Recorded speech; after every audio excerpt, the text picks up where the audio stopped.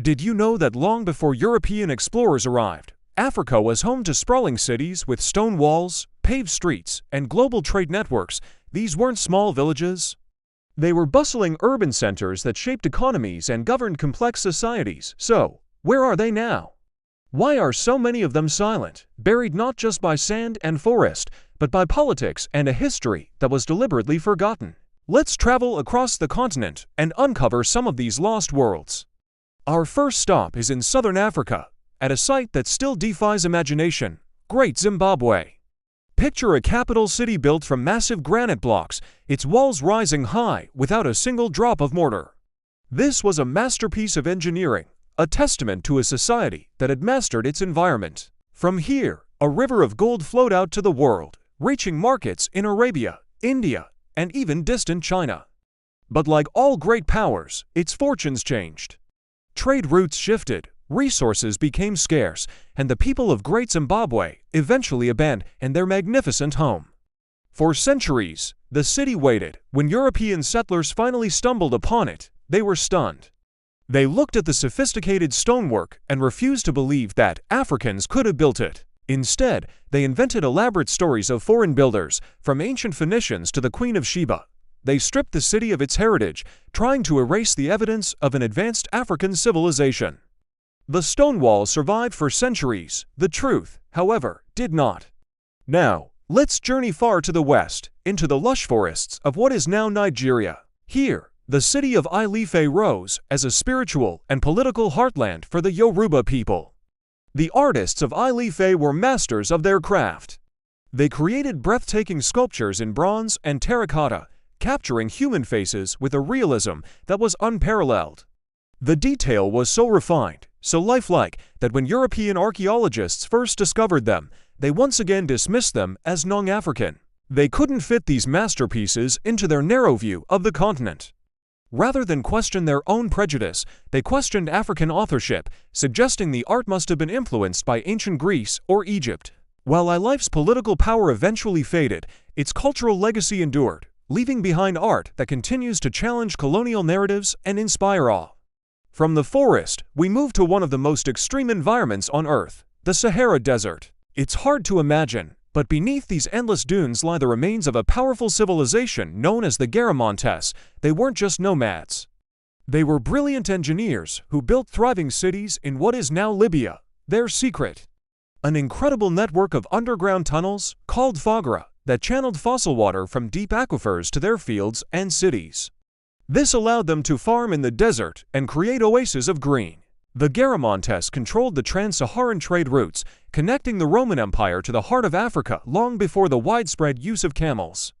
But their world was fragile. As the climate grew drier and the underground water sources depleted, their civilization slowly withered. Political turmoil and modern conflicts later sealed their cities under a blanket of sand and silence, hiding a story of incredible human ingenuity. Let's head to the east coast, to the shores of the Indian Ocean. Here, a string of vibrant city-states formed, what is known as the Swahili Coast. One of the most powerful was Kilwa Kisiwani, located off the coast of modern-day Tanzania. Kilwa was a cosmopolitan hub, a jewel of the Indian Ocean trade. Its magnificent stone mosques, grand palaces, and bustling harbor welcomed merchants from Arabia, Persia, India, and China. The city grew so wealthy and influential that it minted its own copper coins, a clear sign of its sovereignty and economic power. For centuries, it dominated maritime trade along the coast. Then, everything changed.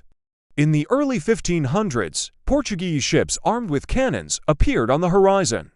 They were not here to trade as equals, they came to conquer. Kilwa was attacked, looted, and its trade routes were violently disrupted. The city was bypassed, weakened, and left to decline. Today, its majestic ruins still stand, a haunting reminder of a golden age cut short. Its story was reduced to crumbling walls, a forgotten chapter in the grand history of global trade. Our journey continues to West Africa, to a city that was once a legendary center of wealth and knowledge, Tadmeka. Located in present-day Mali, Tadmeka was a critical junction on the trade routes connecting the gold fields of the Sahel with North Africa and the wider world. Imagine caravans of camels, stretching for miles, arriving with salt, cloth, and books, and leaving laden with gold dust.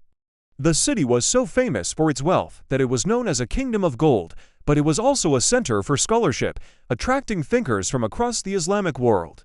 Like so many others, Tadmekka's fortunes waned as political instability rocked the region and new trade routes emerged, shifting the flow of wealth elsewhere. Today, its ruins lie exposed and largely unprotected, overshadowed by modern borders and a lack of resources to study and preserve them. So what happened? How did so many advanced urban centers simply vanish from our collective memory? Some were lost to war or climate change, natural cycles of rise and fall. But that's not the whole story. Politics played a devastating role. When European powers carved up the continent, they promoted a narrative of a dark, empty, and uncivilized Africa, land waiting to be discovered and saved, acknowledging the existence of powerful, organized African kingdoms with their own sophisticated cities would have completely undermined the justification for colonial conquest. It was easier to deny their existence. After independence, new African nations were formed, often along the lines of old colonial boundaries. Resources were poured into developing new capitals, many of which had been colonial administrative centers. The ancient cities, often located in remote areas, were left behind, ignored by modern development plans. Archaeological funding dried up, political conflicts made excavation dangerous or impossible. A deep silence settled over these once great places, but these cities are not myths. Their foundations are still there. You can walk through the ruins of Great Zimbabwe, trace the streets of Kilwa, and see the art of Ilefe. These stones speak. They tell a story of planning, authority, commerce, and ambition. They remind us that Africa's past was not an empty slate. It was a continent of builders, thinkers, traders, and kings. These lost African cities weren't just lost by accident. They were buried by time, denied by politics, and forgotten by design. Remembering them isn't just an act of nostalgia, it's an act of historical restoration. It's about putting a crucial piece of human history back where it belongs. Thanks for joining me on this journey. If you found this story as fascinating as I do, please like, share, and subscribe for more hidden histories. See you next time.